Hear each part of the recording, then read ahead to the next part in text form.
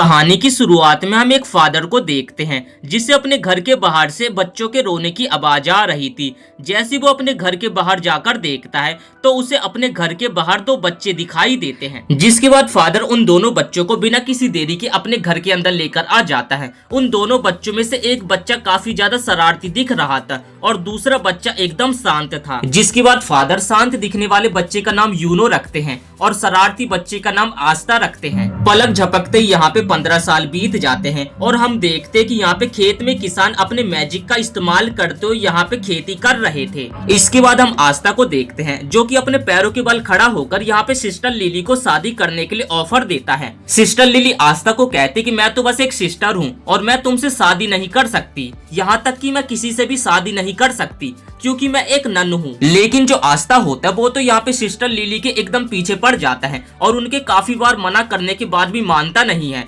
जिस कारण यहाँ पे सिस्टर लिली गुस्से में अपने मैजिक का इस्तेमाल करती है और यहाँ पे आस्था को जमीन पे धोबी पछाड़ दे देती है। लेकिन तब हम देखते हैं कि इतनी ज्यादा पिटाई खाने के बाद भी यहाँ पे आस्था तब भी नहीं मानता है और सिस्टर लिली के पीछे एकदम ढीठ की तरह पड़ जाता है। तभी यहाँ पे जो यूनो होता है वो अपने मैजिक का इस्तेमाल करते हुए आस्था को रोक देता है, जिस कारण यहाँ पे आस्था काफी ज्यादा गुस्सा हो जाता है और वो यूनो को कहने लगता है कि आखिर तुम्हारी हिम्मत कैसे हुई मेरे और सिस्टर लिली के बीच में आने की। तब यूनो कहता है कि तुम्हारा बिहेवियर काफी ज्यादा बुरा है, अगर तुम इसी तरीके से करते रहोगे तो तुमसे कोई भी लड़की नहीं पटेगी। और ये सुनकर यहाँ पे आस्था काफी ज्यादा दुखी हो जाता है। तब ये सुनकर आस्था काफी ज्यादा गुस्सा हो जाता है और यूनो के ऊपर चिल्लाने लगता है कि हम साथ साथ बड़े हुए हैं तो इसका मतलब ये नहीं है कि तुम मुझे कुछ भी सुना दोगे। तब यूनो यहाँ पे आस्था को समझाने लगता है कि आस्था, सिस्टर लिली एक गॉड की पुजारन है, जिसका मतलब ये है कि वो अपनी जिंदगी में कभी भी किसी से शादी नहीं करेगी। तब यहाँ पे आस्था यूनो को लड़ने के लिए गुस्से में चैलेंज देता है, लेकिन यूनो उसके चैलेंज को मना कर देता है। तब यहाँ पे नेस कहता है कि रहने दो आस्था, तुम कभी भी यूनो को फाइट में नहीं हरा सकते। जिसके बाद आस्था यहाँ पे कुछ करने की कोशिश करने लगता है, लेकिन जो वो करने की कोशिश करता है यहाँ पे वो उससे होता नहीं है। दरअसल यहाँ पे आस्था अपने मैजिक को इस्तेमाल करने की कोशिश कर रहा था, लेकिन आस्था जो है उसे तो मैजिक इस्तेमाल करना ही नहीं आता है। तब यहाँ पे नेस कहता है कि मुझे तो यकीन नहीं हो रहा, तुम्हारे जैसा बंदा मैजिक इस्तेमाल नहीं कर सकता, जबकि ये एक मैजिकल दुनिया है। तब आस्था नेस के ऊपर गुस्सा होने लगता है और कहता है कि मैं तुमसे बड़ा हूँ तो मुझसे तमीज से बात किया करो। जिसके बाद नेस कहने लगता है कि बिल्कुल नहीं, इस दुनिया में मैजिक ही इम्पोर्टेंट है, जिसके पास जितना ज्यादा मैजिक होगा वो पर्सन उतना ज्यादा इम्पोर्टेंट माना जाएगा, लेकिन तुम्हें तो मैजिक ही इस्तेमाल करना नहीं आता है तो तुम भूल ही जाओ कि तुम्हारी को रिस्पेक्ट भी करेगा। और ये सुनकर यहाँ पे आस्था को काफी ज्यादा गुस्सा आती है। दरअसल जो आस्था वो यूनो के अकॉर्डिंग फिजिकल स्ट्रेंथ में काफी ज्यादा ताकतवर है, लेकिन यूनो को मैजिक इस्तेमाल करना आता है, जिस कारण उसकी इम्पोर्टेंस ज्यादा मानी जाती है और वो अपने मैजिक से यहाँ पे कपड़ों को भी सुखा देता है, जो देखकर यहाँ पे आस्था की आंखें फटी की फटी रह जाती है। इसी कारण आस्था के अकॉर्डिंग यूनो को चर्च के सभी बच्चे काफी ज्यादा पसंद करते हैं और चर्च के फादर को भी यूनो से काफी ज्यादा उम्मीदें हैं। जिसके बाद यहाँ पे आस्था उदास होकर बैठ जाता है। तभी उसके पास सिस्टर लिली आती है जो कि कहती है कि तुम्हें मायूस होने की कोई भी जरूरत नहीं है, अवॉर्डिंग सेरेमनी आने वाली है, उस दिन तुम्हें अपनी ग्रीन बॉल मिल जाएगी, जिसके बाद तुम भी मैजिक इस्तेमाल कर पाओगे। ये सुनकर आस्था के दिल में एक नई उम्मीद जागती है और उसके बाद वो उस बड़े से स्कल की तरफ देखने लगता है और उसके बाद सिस्टर लिली को कहता है कि कोई बात नहीं सिस्टर लिली, जब मैं एक विजार्ड किंग बन जाऊंगा उसके बाद आपको मुझसे शादी करना पड़ेगा। ये सारी बातें यहाँ पे यूनो भी सुन रहा होता है, जो कि आस्था को इग्नोर करके चला जाता है, जिस कारण यहाँ पे आस्था को काफी ज्यादा गुस्सा आती है और वो यहाँ से भाग जाता है। इसके बाद सिस्टर लिली यूनो के पास जाती है और उसे आस्था से अच्छे तरीके से बात करने के लिए कहने लगती है और बताती है कि पहले यूनो ऐसा नहीं था, लेकिन एक दिन जब यूनो और आस्था एकदम खस्ती हालत में घर आते हैं तो उसके बाद से यूनो पूरी तरीके से बदल जाता है। ना जाने उस दिन यूनो के साथ क्या हुआ था, लेकिन उस दिन के बाद यूनो ने बच्चों की तरह रोना भी बंद कर दिया था। और मुझे याद आया कि उस दिन के बाद ये दोनों ही पूरी तरीके से बदल चुके हैं और आस्था हमेशा गंदे कपड़ों में घर आने लगा था वापिस। इसके बाद हम आस्था को देखते जो कि एक घने जंगल में एक हाथ के बल खड़ा होकर एक काफी तगड़ी ट्रेनिंग कर रहा था और उसे तभी याद आ जाता है कि उसने जब यूनो से एक वादा किया था कि हम दोनों साथ में विजार्ड बनेंगे। इसके बाद वो दिन भी आ जाता है जब सभी लोगों को अपनी ग्रीन बॉल चुनने का समय आ जाता है। आस्था आज के दिन काफी ज्यादा एक्साइटेड होता है क्योंकि आज के दिन उसकी ग्रीन बॉल उसे मिल जाएगी, जिसके बाद वो मैजिक इस्तेमाल कर पाएगा। तभी यहाँ पे दो घमंडी लड़कों की आस्था और यूनो के ऊपर नजर पड़ती है, जो कि उन दोनों के पहनावे को देखकर उनकी उनकी बुराई करने लगते हैं और देखकर कहते हैं कि क्या ये दोनों कभी विजार्ड बन भी पाएंगे कि नहीं। तभी यहाँ पे ग्रिम्बॉल्ड टावर के मालिक की एंट्री हो जाती है और वो सभी लोगों को यहाँ पे इकट्ठा होने के लिए थैंक यू बोलने लगता है और उसके बाद वो कहने लगता है कि आज तक हमारे विलेज से कोई भी बंदा विजार्ड किंग नहीं बन पाया है और ना ही कोई भी वो विजार्ड बनने के टेस्ट को पास कर पाया है, लेकिन इस बार कई सारे स्टूडेंट्स ने हिस्सा लिया है। देखते कि कौन सा स्टूडेंट हमारे विलेज का नाम रोशन करता है। इसके बाद हम आसमान में काफी सारी ग्रिम्बॉल्स को देखते हैं जो कि हवा में उड़ने लगती है और वो एक एक करके यहाँ पे अपने मनपसंद मालिक के पास पहुंच जाती है और यहाँ पे आस्था के हाथ में एक भी ग्रिम्बॉल नहीं आती है और जो देखकर यहाँ पे आस्था काफी ज्यादा हैरान हो जाता है। इसके बाद हम यूनो को देखते हैं, उसे भी एक ग्रिम्बॉल मिल जाती है और ये ग्रिम्बॉल 4 लीव ऑफ ग्रिम्बॉल होती है जो कि फर्स्ट विजार्ड किंग की ग्रिम्बॉल थी। 4 लीव ऑफ ग्रिम्बॉल मिलने के बाद यहाँ पे यूनो काफी एटीट्यूड में बोलता है कि सभी लोग सुन लो, अगला विजार्ड किंग मैं ही बनूंगा और ये सुनकर यहाँ पे सभी लोग उसके लिए जोर से ताली बजाने लगते हैं। तभी आस्था उदास चेहरा लेकर खड़ा होता है और यूनो को कहता है कि यूनो, मैं तुम्हारा एक लौता कॉम्पिटिटर हूँ, ये मत सोचना कि मेरे पास कोई ग्रिम्बॉल नहीं है, मैं तुम्हें बिना ग्रिम्बॉल के भी हरा सकता हूँ।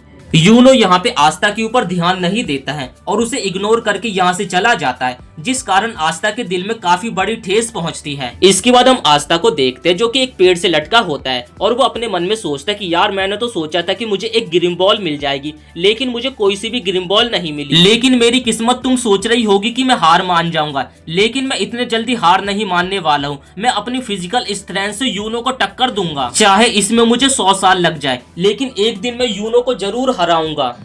इसके बाद हम दो बंदों को देखते जिन्होंने यहाँ पे यूनो को घेर रखा था और ये दोनों बंदे यहाँ पे यूनो से उसकी ग्रिम्बॉल मांगने लगते हैं। इन दोनों का मानना था कि यूनो उस ग्रिम्बॉल के लायक नहीं है, जिसके बाद ये दोनों बंदे यहाँ पे यूनो के ऊपर अपने मैजिक का इस्तेमाल करने लगते हैं और यहाँ पे यूनो चुटकियों में उन दोनों के मैजिक को काट देता है, जो देखकर ये दोनों काफी ज्यादा डर जाते हैं। तभी दीवार के अंदर से काफी सारी चेन निकलने लगती है और ये सारी चेन उन दोनों बंदों को यहाँ पे जकड़ लेती है और तभी यहाँ पे एक अननोन पर्सन की एंट्री हो जाती है। इस बंदे का नाम रैची होता है, जो कि ये बंदा पहले एक मैजिक नाइट था, लेकिन उन लोगों ने इसे बाहर निकाल दिया और ये बंदा अब चोरी करने लगा है और ये बंदा यहाँ पे यूनो की ग्रिम्बॉल को चोरी करने के लिए आया है। तभी यहाँ पे रैची यूनो को जंजीर से पकड़ लेता है और साथ ही उसकी यहाँ पे ग्रिम्बॉल को भी छीन लेता है। तब यूनो रैची को कहने लगता है कि ये बात तो तुम जानते होंगे, जब एक ग्रिम्बॉल किसी पर्सन को सिलेक्ट करती है तो वही पर्सन उस ग्रिम्बॉल का इस्तेमाल कर सकता है। तब रैची कहता है कि मैं इस बात को जानता हूँ, ग्रिम्बॉल का मालिक ही ग्रिम्बॉल को यूज कर सकता है, लेकिन मैं यहाँ पे तुम्हारी ग्रिम्बॉल को चोरी कर रहा हूँ क्योंकि 4 लीफ क्लोवर ग्रिम्बॉल की ब्लैक मार्केट में काफी ज्यादा कीमत है। चाहे 4 लीफ क्लोवर ने तुम्हें चुना हो, लेकिन अभी भी तुम सिर्फ एक बच्चे हो। तभी हम देखते कि यहाँ पे आस्था की गिरते पड़ते एंट्री हो जाती है। आस्था तभी कहता है कि यहाँ पे ये सब क्या चल रहा है और तुम कौन हो, तुमने यूनो की ग्रिम्बॉल को आखिर कैसे पकड़ रखा है, तुम्हें देखकर लग रहा है कि तुम एक चोर हो। तभी यहाँ पे रैची की नजर आस्था के ऊपर पड़ती है और वो कहने लगता है कि तुम तो वही लड़की हो ना जिसे किसी भी ग्रिम्बॉल ने नहीं चुना था। आस्था कहता है कि हाँ मैं वही हूँ, लेकिन तुमने यूनो की ग्रिम्बॉल को कैसे पकड़ रखा है, जल्दी से उसकी ग्रिम्बॉल उसे वापिस कर दो। आस्था की बकचोदी सुनकर रैची को काफी ज्यादा गुस्सा आ जाती है और वो कहते हैं कि तुम ऐसे तो बिल्कुल भी नहीं मानने वाले हो, तुम्हें सबक सिखाना पड़ेगा। तभी आस्था भागता हुआ जाता है और रैची के पीछे पहुंच जाता है और उसे एक जोरदार पंच मारने वाला होता है, लेकिन यहाँ पे रैची की जंजीर आस्था को भी पकड़ लेती है और उसके बाद यहाँ पे रैची आस्था को काफी बुरी तरीके से घायल कर देता है। इसके बाद रैची आस्था के पास जाता है और उसे लात मारने लगता है और कहता है कि तुम एक बेवकूफ और नासमझ हो, तुम्हें तो किसी ग्रिम्बॉल ने भी नहीं चुना, तुम इस दुनिया में बस एक नाकारा हो और निकम्मा हो। आस्था तब सोचता है कि अगर इस बंदे की एक एक बातें एकदम सच है तो मैं अपनी तरफ से जितनी भी कोशिश कर लूं, लेकिन मैं इस बंदे को कभी भी नहीं हरा पाऊंगा। रैची कहता है कि ग्रिम्बॉल का सपना तो तुम भूल ही जाओ, कभी भी तुम मैजिक यूज नहीं कर पाओगे और तुम्हारा जो दोस्त है तुम्हारी ऐसी हालत में तुम्हारे ऊपर काफी ज्यादा हंसेगा, तुम इस दुनिया के लिए बने ही नहीं हो, तुम्हें तो मर जाना चाहिए। तब यहाँ पे आस्था सोचता है कि ये बंदा जो भी कह रहा है एकदम सच कह रहा है, मैं अपनी तरफ से जितनी भी कोशिश करूँ मैं इस बंदे को कभी भी नहीं हरा पाऊंगा। तब यहाँ पे यूनो कहता है कि आखिर तुम किसे लूजर कह रहे हो, ये बात सच है कि आस्था तुम कभी विजार्ड किंग नहीं बन सकते, क्योंकि विजार्ड किंग तो मैं बनूंगा, लेकिन तुम आस्था के बारे में एकदम गलत हो रैची, आस्था कोई लूजर नहीं बल्कि वो मेरा एक राइवल है। तब यहाँ पे आस्था के अंदर एक नई ताकत आ जाती है, जिसे देखकर यहाँ पे रैची की काफी ज्यादा फट जाती है। तभी आस्था कहता है कि जरा रुकना यूनो, मैं इस चूतियों को सबक सिखा कर आता हूँ। और इसके बाद हम देखते कि यहाँ पे आस्था के पास 5 लीफ क्लोवर ग्रिम्बॉल आ जाती है। इसके बाद हम 10 साल पहले का सीन देखते हैं। यूनो भाग रहा होता है और वो लड़खड़ा के नीचे गिर जाता है। तभी उसके पास आस्था आता है और उसे हौसला देने लगता है कि तुम इस तरीके से हार नहीं मान सकते हो, चलो उठो और दोबारा से भागो, मैं तुम्हारे साथ हमेशा रहूंगा, तुम्हें इतने जल्दी हार नहीं माननी चाहिए। और उसके बाद आस्था उसे अपना हाथ देता है और उसे उठाता है। इसके बाद वो दोनों एक दूसरे का हाथ पकड़ के दोबारा से पहाड़ी की तरफ भागने लगते हैं। इसके बाद हम देखते हैं कि वो लोग एक पहाड़ की चोटी के नीचे बने एक पेड़ के नीचे बैठकर खाना खा रहे थे। तभी आस्था कहने लगता है कि जब मैं बड़ा होके एक विजार्ड किंग बन जाऊंगा तो सिस्टर लिली आप मुझसे शादी कर लेना, तो आप मुझसे शादी करने के बाद मेरे लिए ऐसा खाना बनाना। तब सिस्टर लिली कहते कि दरअसल ये खाना फादर ने बनाया, तो क्या अब तुम फादर से शादी करोगे? ये सुनकर आस्था काफी ज्यादा हैरान हो जाता है और वो जमीन पे यहाँ पे पिनपिनाने लगता है।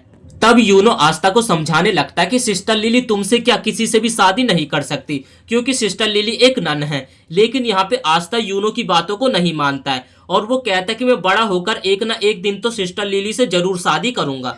इसके बाद यहाँ पे सिस्टर लिली उन दोनों को यहाँ पे फर्स्ट विजार्ड किंग की कहानी सुनाती है कि कैसे फर्स्ट विजार्ड किंग एक डीमन किंग को हराते हैं और इस दुनिया में एकदम शांति कायम कर देते हैं। इस कहानी से आस्था काफी ज्यादा इंस्पायर होता है और वो कहने लगता है कि मैं भी बड़ा होके एक विजार्ड बनूंगा। और यहाँ पे दूसरी तरफ यूनो के भी मन में यही चल रहा था कि वो भी बड़ा होके एक विजार्ड बनेगा। और तब हमें पता चलता है जो आस्था था बचपन से ही यूनो का एक रोल मॉडल रहा है। इसके बाद हम आस्था को देखते हैं जो कि सिस्टर लिली को कहने लगता है कि मैं आपकी कपड़े सुखाने में मदद कर देता हूं और उसके बाद आप मुझसे शादी कर लेना। लेकिन हमेशा की तरह यहाँ पे सिस्टर लिली दोबारा से आस्था को मना कर देती है, जिस कारण यहाँ पे आस्था का दोबारा से दिल टूट जाता है। और तभी वहाँ पे यूनो भी आ जाता है अपने चिंटी मिंटी भाइयों को लेकर। तब आस्था यूनो को कहता है कि लाओ इसे मैं संभालता हूँ, एक फ्यूचर विजार्ड किंग के लिए ये तो एक नॉर्मल सी बात है। और जैसे यहाँ पे आस्था अपने छोटे भाई को अपने गोद में लेता है तो वो यहाँ पे और ज्यादा रोने लग जाता है, जिस कारण आस्था के हाथ में तो वो बच्चा बिल्कुल भी नहीं संभलता है।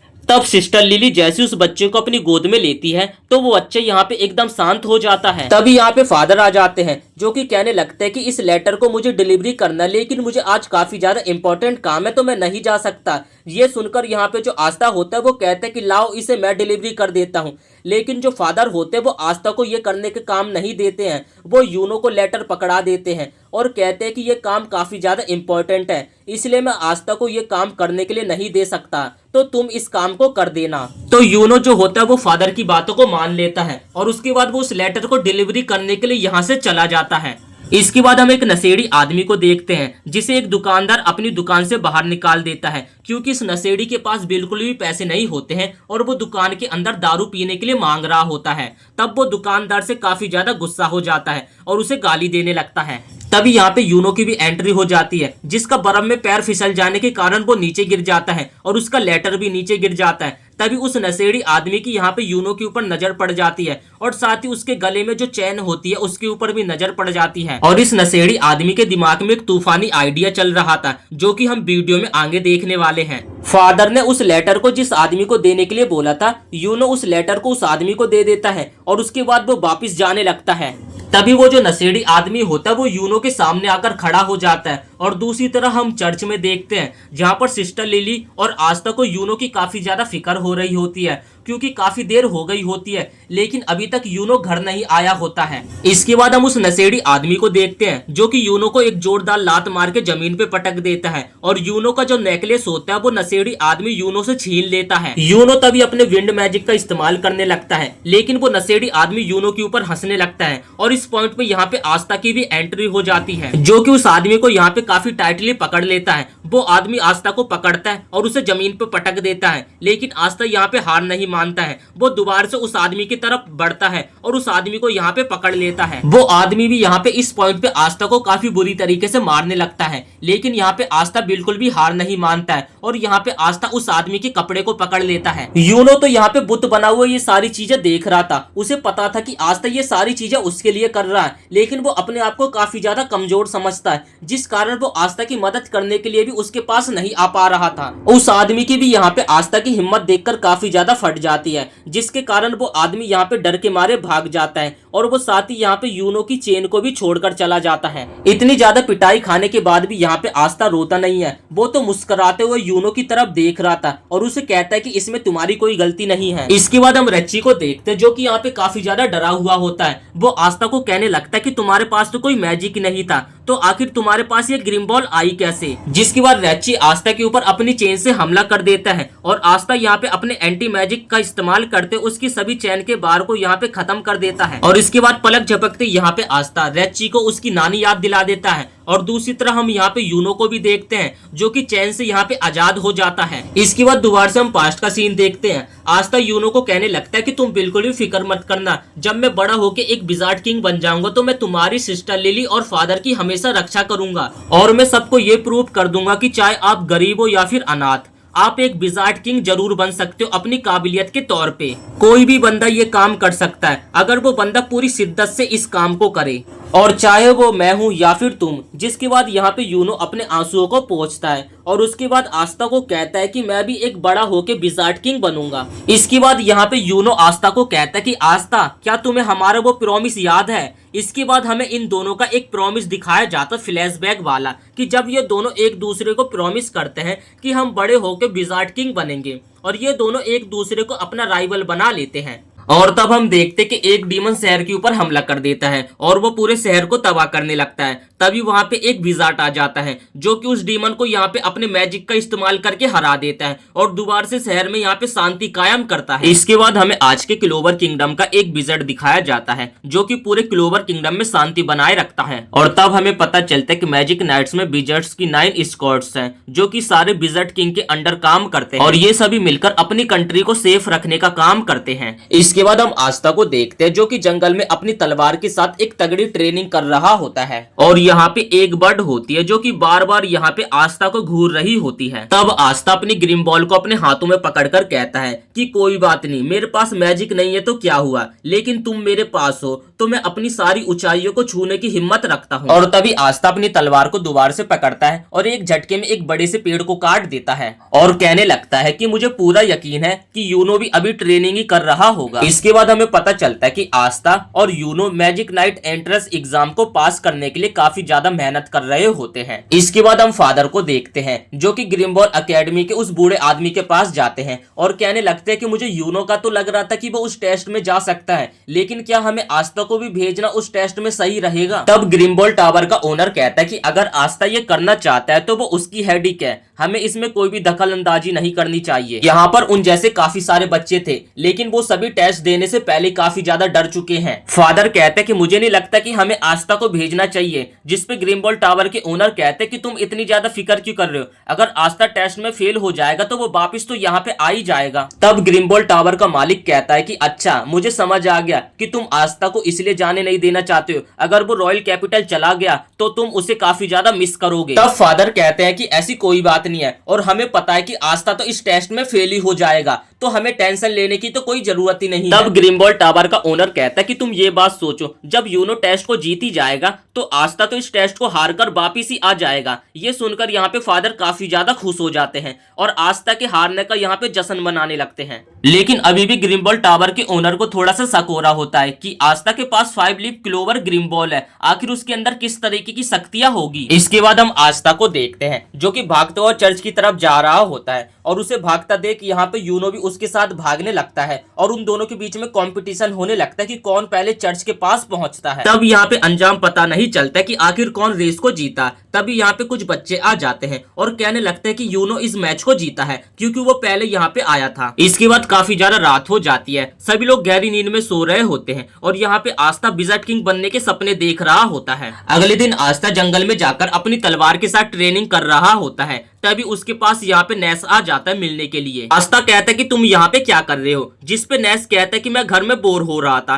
तो मैंने सोचा कि मैं तुम जैसे फालतू की जाके ट्रेनिंग ही देख लूं कि आखिर तुम जैसा फालतू बंदा किस तरीके की ट्रेनिंग करता है। जो सुनकर यहाँ पे आस्था को गुस्सा आ जाती है और उसके बाद नेस उसे कहने लगता है मुझे तो ये समझ नहीं आ रहा कि तुम जैसा बंदा जो मैजिक इस्तेमाल नहीं कर सकता तो आखिर तुम जैसा बंदा मैजिक नाइट के लिए आखिर पार्टिसिपेट क्यों कर रहा है, क्योंकि अगर तुम उसमें पार्टिसिपेट करोगे तो तुम्हारा तो पहले से तय ही है कि तुम उस टेस्ट में तो फेल ही हो जाओगे। जिसपे यहाँ पे आस्था कहने लगता है कि ये अभी डिसाइड नहीं हुआ कि मैं टेस्ट में फेल होऊंगा कि पास, लेकिन मैं अपनी तरफ से पूरी कोशिश करूंगा कि मैं उस टेस्ट को पास कर लूं। और अब तो मेरे पास खुद की ग्रीन बॉल है, तो मैं इस तरीके से तो बिल्कुल भी हार नहीं मान सकता। और अब तो मेरे पास खुद की ग्रीन बॉल भी है, तो मैं एक ना एक दिन तो विजार्ड किंग बनकर ही रहूंगा। तब यहाँ पे नेस कहने लगता है कि ऐसा कभी नहीं हो सकता, हम जैसे गरीब और अनाथ लोगों को कभी भी सपने देखने की आजादी नहीं है। हम लोग कीड़े की तरह होते हैं जो कि कीड़े की तरह मर जाते हैं। तब यहाँ पे आस्था नेस के ऊपर चिल्लाने लगता है और कहता है कि तुम इतने जल्दी हार नहीं मान सकते, और तुम मुझे ही देख लो जो कि मैं अपने सपने को पूरा करने में लगा हुआ हूँ, और मैं इतने जल्दी तो हार नहीं मानने वाला हूँ। चाहे तुम जितने भी गरीब हो, लेकिन तुम्हारा लक्ष्य तुम्हारी मुट्ठी में है,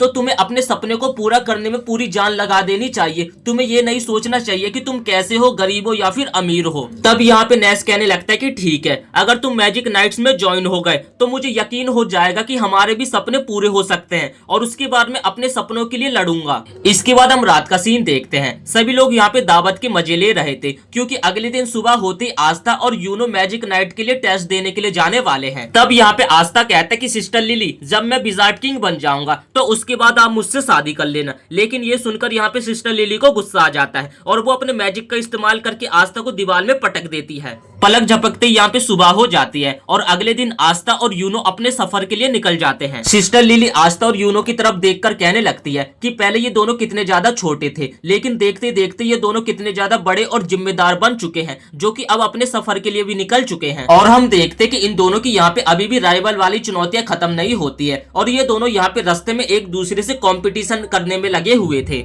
और इन दोनों के बीच में जो भी रास्ते में बाधाएं आ रही थी, दोनों एक दूसरे का साथ निभाते हुए सभी बाधाओं से लड़ाई करते हुए आगे बढ़ जाते हैं, और देखते देखते ये दोनों यहाँ पे रॉयल कैपिटल भी पहुंच जाते हैं। उम्मीद करते आपको ये एनीमे पसंद आया होगा। अगर आप इस एनीमे को आगे भी कंटिन्यू देखना चाहते हो तो वीडियो को एक लाइक करके चैनल को सब्सक्राइब कर देना।